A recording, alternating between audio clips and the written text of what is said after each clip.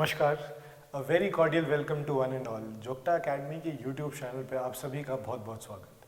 So in the continuation of our analysis of economic survey of Himachal Pradesh 2022-23, मैं आपके लिए आज एक बहुत ही इम्पोर्टेंट चैप्टर लेके आया हूँ इकोनॉमिक सर्वे का, जो कि डील करता है बैंकिंग एंड इंस्टीट्यूशनल फाइनेंस से। So, to start with the implementation of the government sponsored scheme. देखिए, don't forget that what is the heading of this chapter. It is not about the banking, it is also about the institutional financial, यानी कैसे different जो institutions है, whether it is the public institutions, private institutions, right, public entities, private entities, उनको किस तरह से finances उनके provide किए जा रहे हैं या how they are catering the needs of these finances, वो भी इसमें हम कवर कर रहे हैं।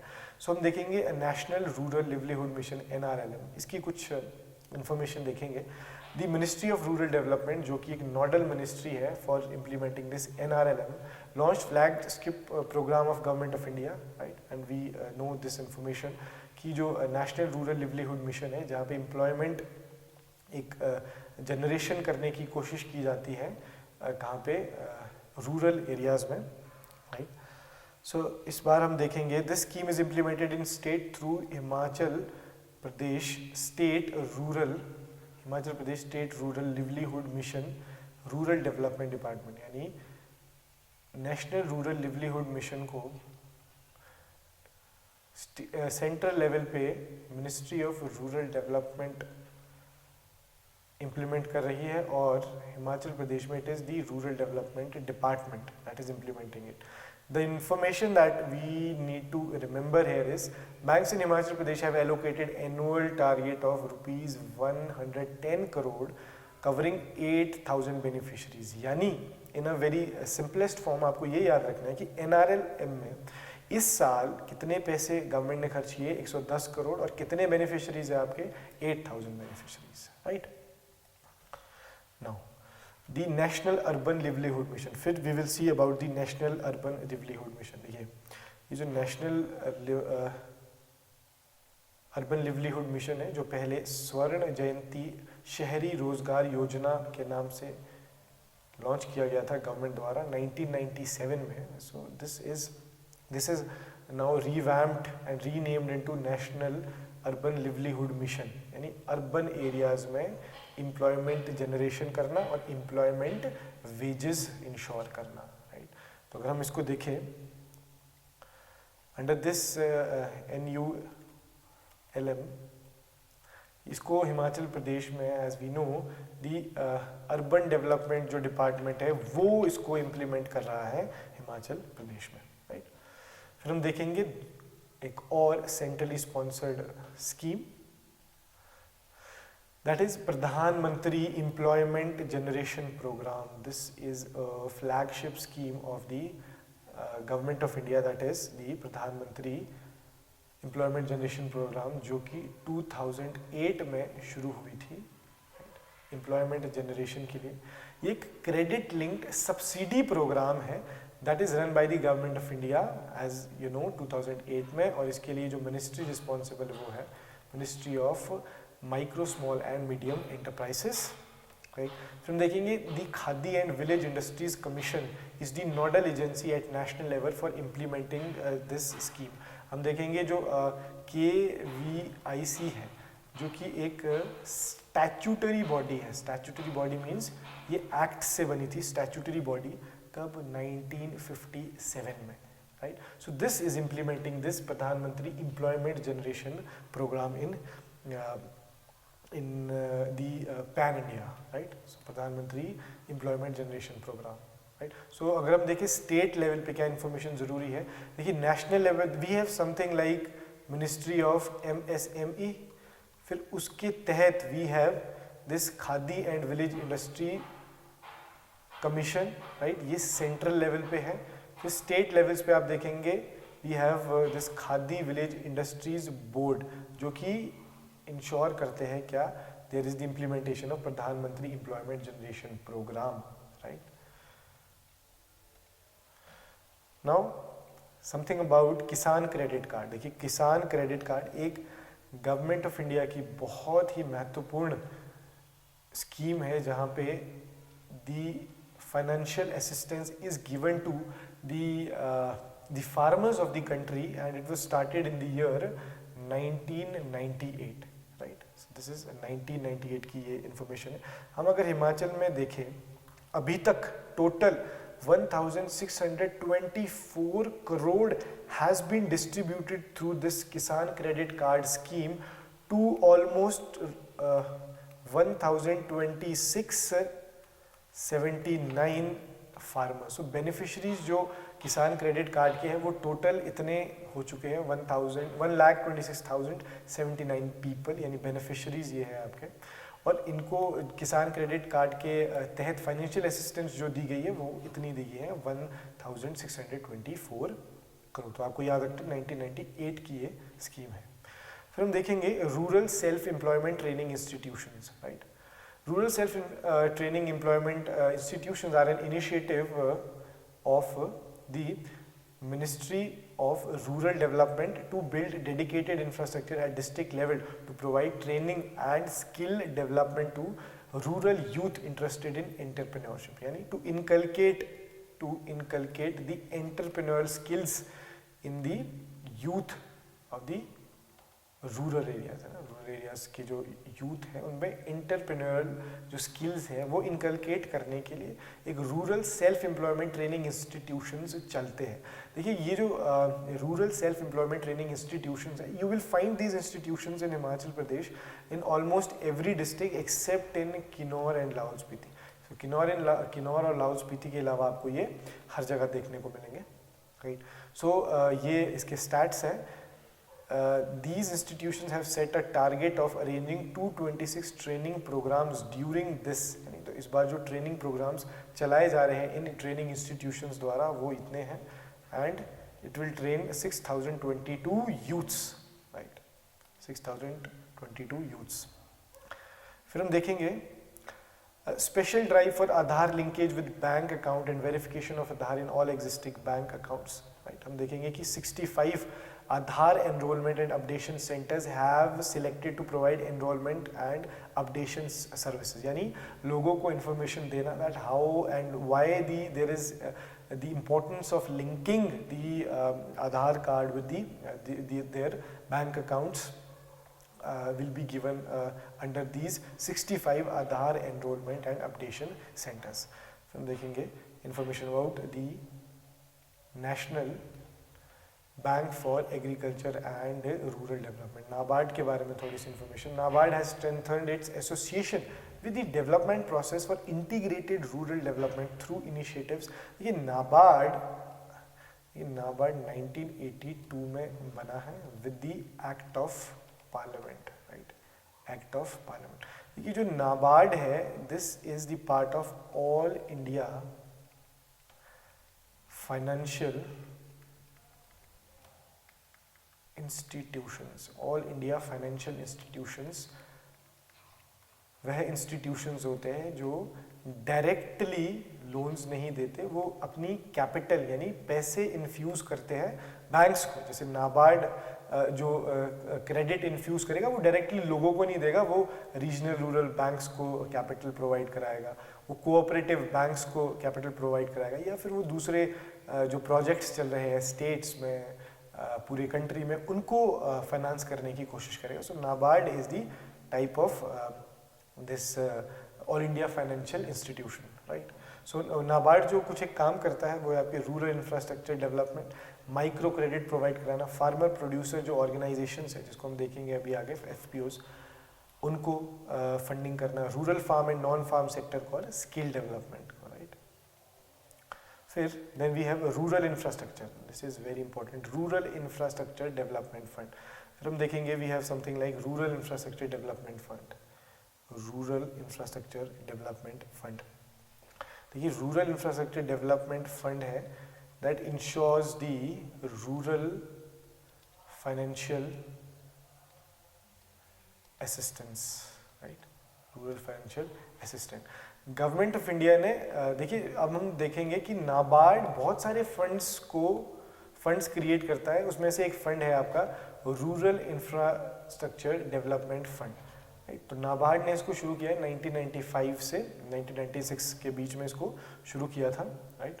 हम देखेंगे कि under this scheme concessional loans are given to state government, right. हम देखेंगे कि जो ये रूरल इंफ्रास्ट्रक्चर डेवलपमेंट फंड होता है, एज यू नो दैट, मैंने आपको बता दिया है कि नाबार्ड कभी भी डायरेक्ट फाइनेंस नहीं देता इंडिविजुअल्स को, राइट। तो ये वो फाइनेंस करता है इनडायरेक्टली, कैपिटल इन्फ्यूज करता है इनडायरेक्टली।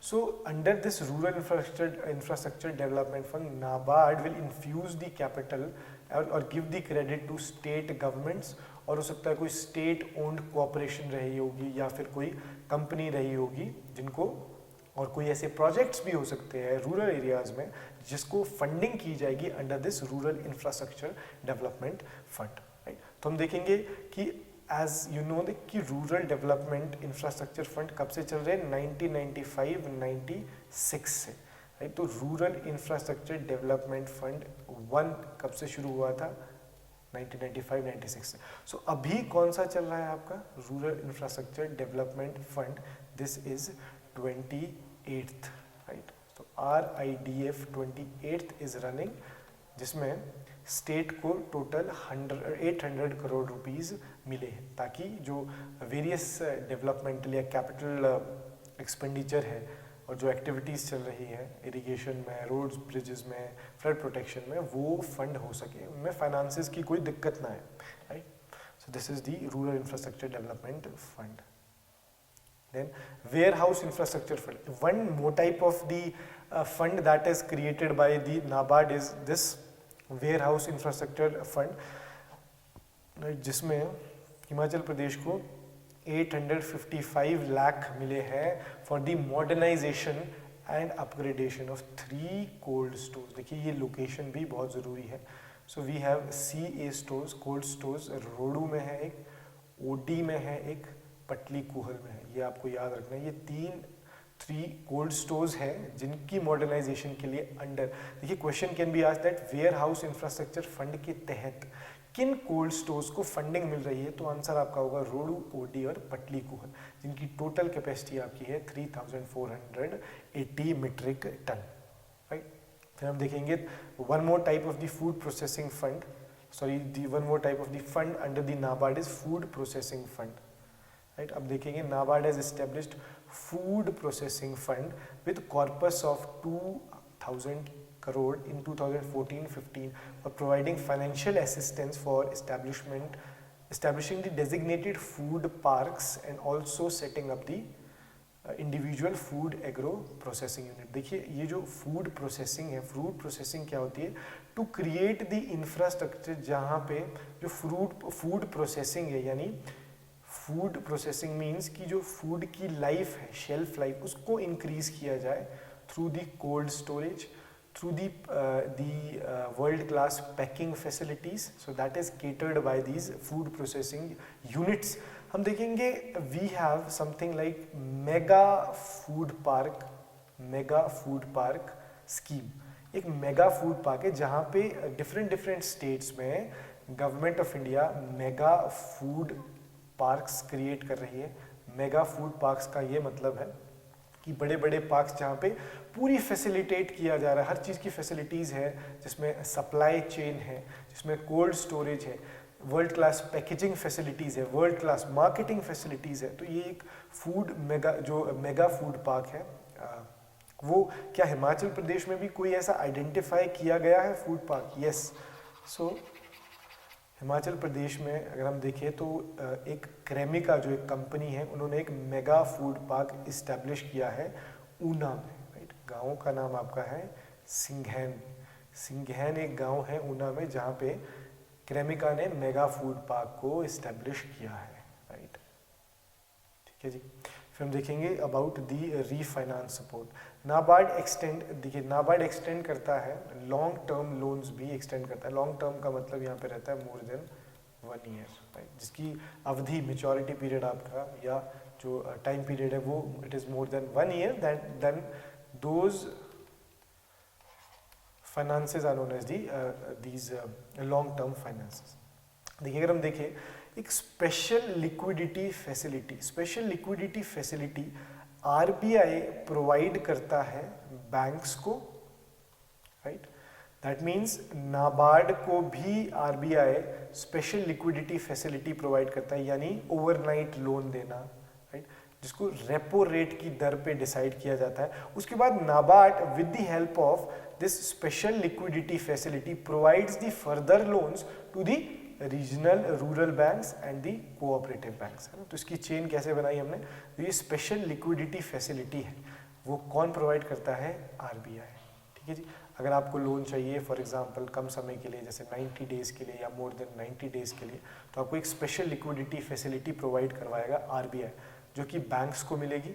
फिर बैंक्स उसको फर्दर एक्सटेंड कर सकते हैं। As I have told you कि नाबार्ड कभी भी डायरेक्ट क्रेडिट नहीं देता लोगों को, तो NABARD with the help of this special liquidity facility from the RBI will extend the loan to the regional rural banks and the cooperative banks. तो इस बार जो स्पेशल लिक्विडिटी फैसिलिटी है उसके तहत जो लोन सैंक्शन हुआ है और जो फाइनेंशियल असिस्टेंस सैंक्शन हुई है वो है 660 करोड़ रुपीस की, right. So then we have special refinance schemes। देखिए हम देखेंगे रीफाइनेंस स्कीम की स्पेशल कुछ स्कीम्स, रीफाइनेंस की स्पेशल स्कीम्स। एक हमने देख ली स्पेशल लिक्विडिटी फैसिलिटी, फिर हम देखेंगे, देखिए transformation of primary agriculture cooperative societies as multi service centre. देखिए नाबार्ड में हम एक चीज देखते हैं, that is primary agriculture cooperative society. ऐसी कोऑपरेटिव सोसाइटीज़ जो कि इस्टेब्लिश होती है, ऐसी कोऑपरेटिव सोसाइटीज़ जो इस्टेब्लिश की जाती है एग्रीकल्चर जो बॉडीज़ है या फिर एग्रीकल्चर से जुड़े हुए जो लोग हैं, स्टेक होल्डर्स हैं, वो इस्टेब्लिश करते हैं प्राइमरी एग्रीकल्चर कोऑपरेटिव सोसाइटी। वो मल्टी सर्विस सेंटर का काम भी करे। देखिए अदरवाइज होता क्या था, देखिए जो प्राइमरी एग्रीकल्चर कोऑपरेटिव सोसाइटीज़ हैं वो जो नीड्स को केटर करते, वो नीड्स रहती थी रिलेटेड टू ओनली एग्रीकल्चर की, what kind of facilities in the agriculture will be given। देखिए अगर if you are the part of this agriculture primary agriculture cooperative society, तो you will give the agricultural assistance from this PAC। But now when after the COVID, these primary agriculture cooperative societies are also working as multi service centre, यानी ये ना केवल agriculture से related आपको information दे रहे हैं, so it is also giving you other informations, so they have become the multi service centres, right. हम देखेंगे सेकेंड जो है आपकी रीफाइनेंस की स्कीम नाबार्ड के तहत, that is special refinance scheme in NABARD watershed and वादी project areas। The scheme aims to promote sustainable economic activities, livelihood and employment opportunities in watershed and wadi areas by providing concessional refinance facility at 3% to the banks for extending cheaper credit। देखिए ये वादी projects क्या है, देखिए वादी जो एक नया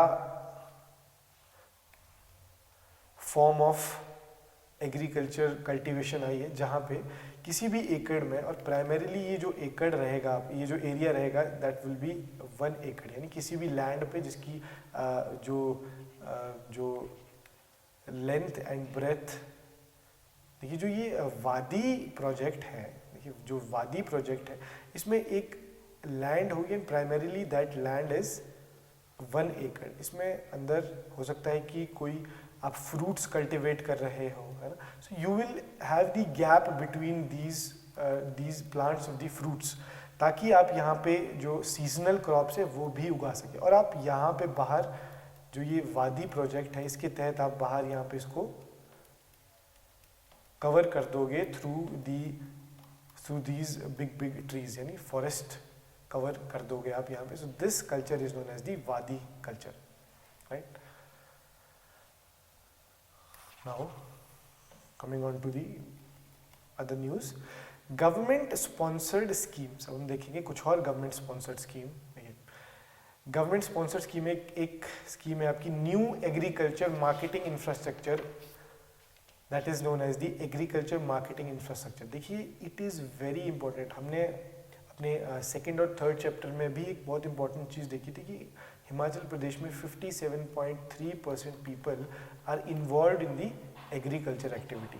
सो हैविंग सेड सो, अगर एग्रीकल्चर एक्टिविटीज़ में इतने लोग इन्वॉल्व हैं हिमाचल प्रदेश में, so why there is a less productivity. So one of the reason for that is जो ये मार्केटिंग होती है, यानी जो ये एग्रीकल्चर जो प्रोड्यूसेस है उसको हार्वेस्ट करने के बाद the most important thing is that the marketing is that strategy which will decide the price of your good. So proper marketing shall be done, proper market facilities shall be given to these agriculture produce or the agriculture producers, so they can get a fairly good price for their agriculture produces. So we have something like this new agriculture marketing infrastructure scheme AMI के नाम से, जो 2013 से India में चल रही है. So this is from 2030 that is running in India. So ये एक integrated scheme of for agriculture marketing है, जो कि नाबार्ड की एक अम्ब्रेला स्कीम है. इसके तहत ही एक ये agriculture marketing infrastructure. So in nutshell we can say कि मार्केटिंग के लिए भी हिमाचल में एक स्कीम है जो कि गवर्नमेंट ऑफ इंडिया की स्कीम है, नाबार्ड की स्कीम है, वो एक्सटेंड हो रही है. That is agriculture marketing infrastructure scheme. जो एग्रीकल्चर मार्केटिंग का जो इंफ्रास्ट्रक्चर है उसको रोबोस्ट किया जा सके, उसको और स्ट्रॉन्ग किया जा सके, राइट. तो फिर एक और है आपकी special refinance scheme for financing under agriculture infrastructure fund. So one more type of fund that is created by NABARD is agriculture infrastructure fund, right? So इसमें हम देखेंगे the scheme envisages to boost lending by rural financial institutions for funding projects under all India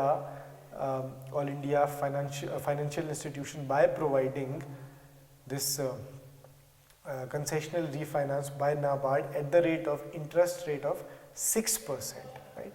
So all loans under this financing facility will have Government of India interest subvention of 3% per annum to a limit of 2 crore. So ये इसके कुछ credentials बताए गए हैं आपको agriculture infrastructure fund. आपको ये यहाँ पे याद रखना है कि जो ये एग्रीकल्चर इंफ्रास्ट्रक्चर फंड है ये 2020 में इस्टेब्लिश हुआ था, राइट.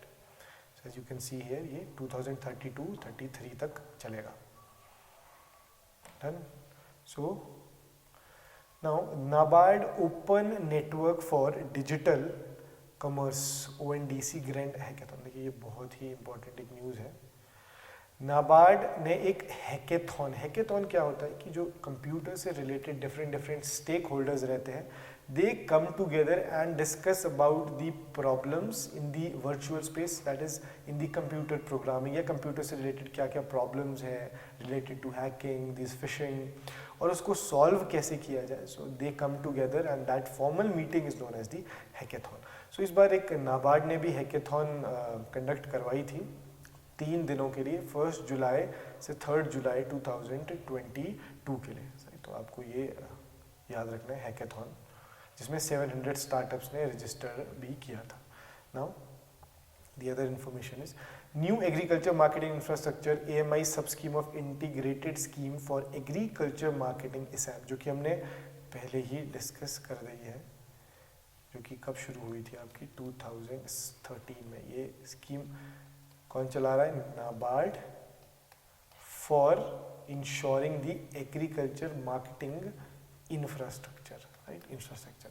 अगर हम देखें इसके stats, NABARD is channelizing agency for release of subsidy at the rate of 25% to 33.3% of the capital cost of the institution eligible for refinance, right. अगर हम देखेंगे हिमाचल प्रदेश में स्टेट जो फाइनेंशियल कोऑपरेशन है approved by department of agriculture, cooperation and farmers, ministry of agriculture, who is taking care of, who is ensuring the implementation of this agriculture marketing infrastructure under this ISAM scheme, right.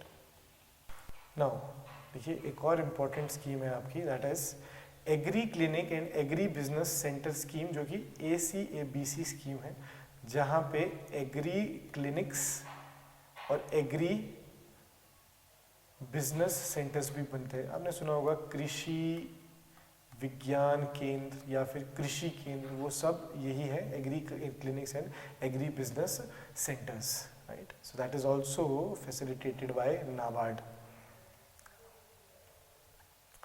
देखेंगे जो agree clinics है, जिनको हम कहते हैं कृषि विकास केंद्र.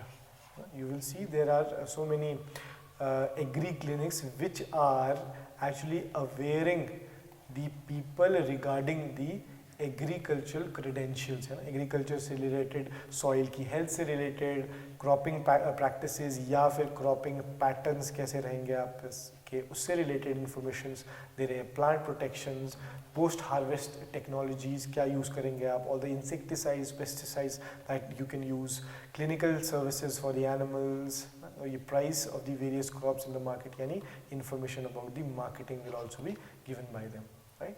सो this is the work that is being done by the agri clinics. वैसे ही आपके पास we have this agri business centers. We also have something like agri business center, यानी एग्रीकल्चर की से जो बिजनेस से रिलेटेड आपको, यानी एग्री बिजनेस से रिलेटेड जो इंफॉर्मेशन देंगे, उसके लिए अलग से सेंटर्स बनाए जाएंगे, जिनको हम कृषि केंद्र भी कहते हैं. जो एग्री क्लिनिक्स है उनको हम कहेंगे कृषि विज्ञान केंद्र, और एग्री बिजनेस सेंटर्स को हम प्राइमरीली कहते हैं कृषि केंद्र, right. Now the other thing is about the micro credit, है ना. हम देखेंगे ये माइक्रो क्रेडिट की क्या information. Micro credit schemes are primarily targeting the self help groups, right. Self help groups ऐसे लोग जो एक दूसरे की who are in need of something and they are catering the need of each other, right. जिनको ये जो announcement की गई थी यूनियन बजट में 2014-15 में, जहाँ पे जो ये जॉइंट फार्मिंग ग्रुप्स हैं, joint farming groups are also the type of self help groups, जिनको भूमिहीन किसान कहा गया, लैंडलेस लेबर्स. उनको NABARD is extending the loans to them. So if we see this year there has been the loan that has been extended to them to how many? This 49,636 credit links self-help groups are there in Himachal Pradesh, right. So this is about the microcredit, and microcredit में आपने एक चीज़ याद रखनी कि it is for the self-help groups, right. Then promotion of the farmers producer organization. This is a promotion of the farmer producer organization, right. ये जो farmer producer organizations हैं, वो हिमाचल प्रदेश में एक बहुत ही important role play करती है when it comes to the agricultural productivity and agriculture related information, right. हम देखेंगे पिछली साल जो नाबार्ड ने सेंक्शन किए थे to various farmers producer organisation, that was 10.89 crore rupees, right. जो इस बार बढ़ के कितना हो गया है, 11.42 करोड़ रुपीस. फिर हम देखेंगे हिमाचल प्रदेश में पिछली साल we had 107 these farmer producing organisation, और इस बार हम देख रहे हैं how many more farmer producer organization has been registered. It is 6 more now. The number is 113, right. And they work on this thing that is in general center sector scheme. ये एक central sector की initiative है जहाँ पे there is the जहाँ पे पूरे India में establish करने हैं हमको 10,000 farmer producing organization under one district one product. यानी एक डिस्ट्रिक्ट से आपको जो एक फेमस कोई प्रोड्यूस है, देखिए प्रोड्यूस वो एग्रीकल्चर प्रोड्यूस भी हो सकता है और it can be non agriculture produce also. देखिए फॉर दी, जैसे फॉर एग्जांपल कुल्लू के लिए कुल्लू शॉल हो जाएगी, चंबा के लिए it can be Chamba rumal. So this kind of initiative that has been taken by the government, जहाँ पे एक डिस्ट्रिक्ट से एक प्रोडक्ट को फेमस करना है. So under this initiative, NABARD has established 26 farmer producer organization, right. हम देखेंगे watershed development, we will see the watershed development. देखेंगे watershed development is the kind of development जहाँ पे देखिए watershed से related बहुत से important projects जो हिमाचल प्रदेश गवर्नमेंट रन कर रही है. So in that list NABARD has approved, NABARD ने इस साल 50 watershed projects अप्रूव किए हैं across the state in 10 districts which covers 38,732 hectare land that will benefit the 300 villages. यानी intensive or the sustainable use of the rain water is nothing but the watershed development. तो watershed development के लिए भी total Himachal Pradesh में 50 projects चलाए जा रहे हैं नाबार्ड द्वारा across the 10 districts, that is covering the 38,732 hectares and it will benefit the 300 villages. Right? Remaining जो 2 डिस्ट्रिक्ट है यानी किन्नौर और लाहौल स्पीति, वहाँ भी नेक्स्ट ईयर से ये जो वाटरशेड डेवलपमेंट प्रोजेक्ट है वो शुरू होने के चांसेस है आपके. Right.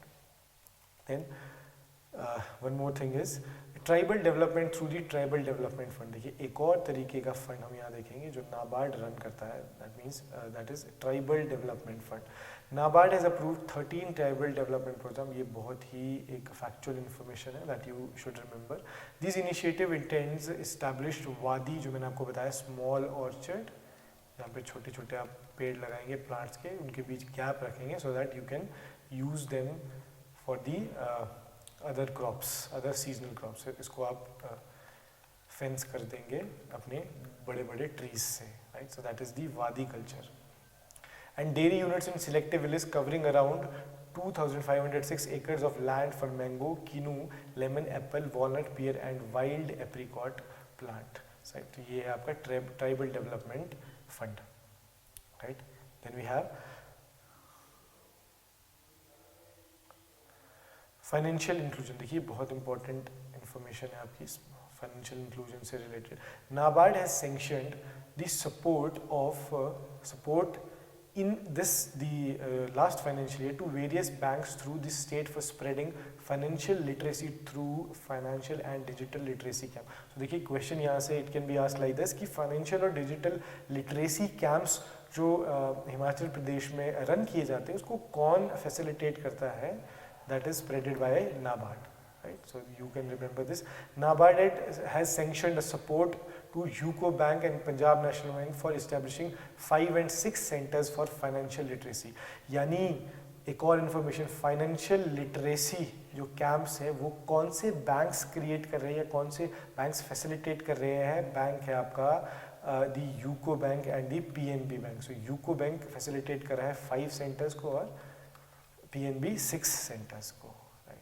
And then we have very important information about this NABARD consultancy services, that is NEBCONS. देखिए एक ये बहुत ही important information है about the NABARD, that is about the NABARD consultancy services, that is NEBCON.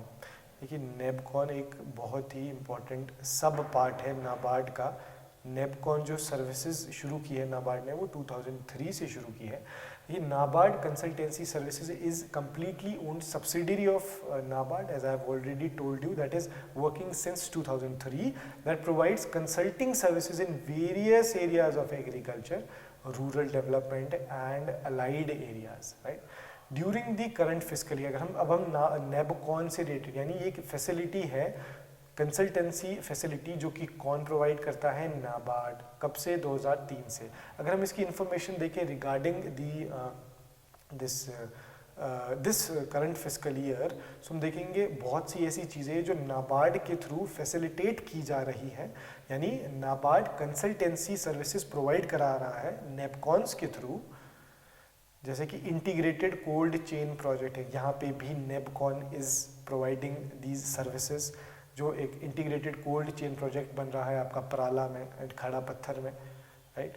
फिर setting up of project management unit, right, that is also there. फिर third party impact assessment जो प्रधानमंत्री आदर्श ग्राम योजना है आपकी, यानी ऐसे एरियाज जहाँ पे population SCs, it is more 50% of the people in the villages. If it is the scheduled caste, then that area can be covered under this Pradhan Mantri Adarsh Gram Yojana. तो वहाँ पे भी जो third party impact assessment कराई जा रही है वो नेपकॉन्स फैसिलिटेट कर रहा है. फिर हम देखेंगे जो माइक्रो इरिगेशन फैसिलिटीज़ हैं वहाँ पे भी NABCONS is providing the consultancy services. फिर आप देखेंगे हैंडलूम सेक्टर में भी नेपकॉन, फिर ये दीन दयाल उपाध्याय ग्रामीण कौशल योजना है, यहाँ पे भी नेपकॉन क्रिएट कर रहा है, अपनी सर्विसेज प्रोवाइड कर रहा है, एक्सटेंड कर रहा है. फिर हम देखेंगे third party inspection of border area development programme, यहाँ पे भी NABCONS is providing the information, the services. फिर study to access the effectiveness of this national food security mission, जो नेशनल फूड सिक्योरिटी एक्ट 2000 के तहत है, यहाँ पे भी नेपकॉन्स अपनी सर्विसेज कंसल्टेंसी सर्विसेज प्रोवाइड करवा रहा है. फिर जो ये फार्मर प्रोड्यूसिंग ऑर्गेनाइजेशंस है यहाँ पे भी. सो आपको ये list, if you can remember this, that where does, how can the question be asked from this NABCONS part, is that they can ask you that NABCONS कहाँ पे कंसल्टेंसी सर्विसेज एक्सटेंड कर रहा है. तो your answer would be from these options, है ना, आपको ये याद रखना है, राइट. देन नाउ हम देखेंगे क्या NABARD is providing any kind of initiatives और any kind of assistance in the climate change also. Climate change में भी क्या कोई भूमिका है जो नाबार्ड कर रहा है. फिर हम देखेंगे in various things, in various places the NABARD is also extending its services to the climate change, यानी क्लाइमेट इंटेंसिव सर्विसेज भी प्रोवाइड की जा रही है नाबार्ड द्वारा. अगर आप देखें, national adaptation fund for climate change was established under the United nation framework convention on climate change, जो कि आपका 1992 में आया था. इसके तहत एक फंड बना था, that is national adaptation fund for climate change, right. So यहाँ से the most important thing that you should pick is this, the project has been allocated budget. देखिए, एक प्रोजेक्ट है जहाँ पे sustainable livelihood of agriculture depend communities in drought prone districts of Himachal Pradesh through climate smart solution in Sirmaur district. यानी हम देखेंगे जो drought prone area है, according to the services in the climate change that has been extended by the NABARD. हम देखेंगे नाबार्ड ने drought prone area किसको recognise किया है, सिरमौर में, और वहाँ पे क्लाइमेट स्मार्ट जो सॉल्यूशंस है वो जो असिस्टेंस है वो नाबार्ड देगा. और यहाँ के लिए जो आउटले है दैट इज ₹20 करोड़.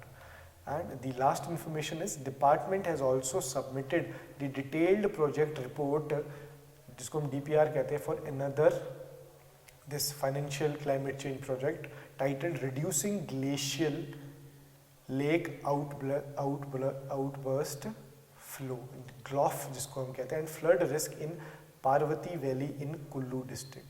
देखिए, हम ग्लेशियल लेक आउटबर्स्ट फ्लड की बात करते हैं. देखिए, जो ग्लेशियल लेक्स होती है, जब वो ओवरफ्लो हो जाए and it creates the situation of run of, right. तो वो जो आउटब्रेक होता है, आउटबर्स्ट होता है, जो होता है, that is done with this. तो हम देखेंगे जो पार्वती वैली है उसके पार्वती वैली में या पूरे हिमाचल प्रदेश में 212 ऐसी लेक्स हैं, 212 ऐसी लेक्स है जिसको ग्लॉफ रिकॉग्नाइज किया गया है. एंड उसमें से भी 67 ऐसी लेक्स है जो कि पार्वती वैली में है. 67 ऐसी लेक्स है जो पार्वती वैली में. सो जो पार्वती वैली है वहाँ पे जो ये ग्लेशियल लेक आउटबर्स्ट फ्लड है, इसका जो रिस्क है it is very high. So out of 212, 67 lakes are और 67 glacial lake outburst floods are identified alone in the Parvati valley. So उस चीज़ को मिटिगेट करने के लिए भी NABARD is providing the assistance through this program, right. So that is all for the chapter 6, that is banking and the institution finances. I hope you will get an idea about the questions that can be asked from this. So With this, I would like to bid you adieu. Thank you so much, and be connected with us for the next economic survey video. Thank you so much, and namaskar.